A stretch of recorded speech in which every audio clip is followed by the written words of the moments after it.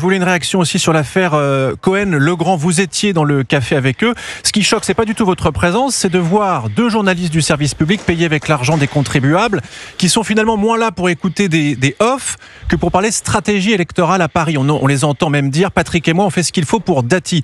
Est-ce que c'est une faute déontologique pour vous? Est-ce qu'on peut remettre en question la neutralité du service public? Se poser au moins la question?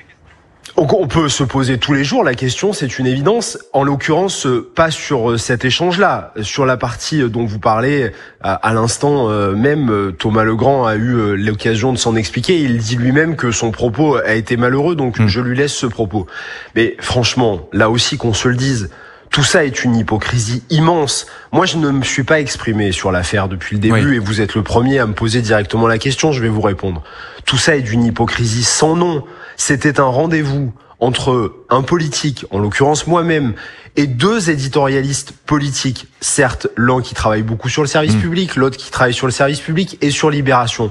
Comme il y a des dizaines de rencontres chaque jour entre des politiques, il y a eu un échange à bâton rompu, et on vient là dans une conversation qui est filmée à notre insu, qui est ensuite diffusée sur les réseaux sociaux. Et ça, c'est assez drôle aussi parce que d'autres médias le font. Et dans ce cas-là, on les critique jamais quand. Mais si, je pense qu'ils sont. Quand Élise Lucet le fait sur France 2, on n'entend jamais que ces comportements sont aussi.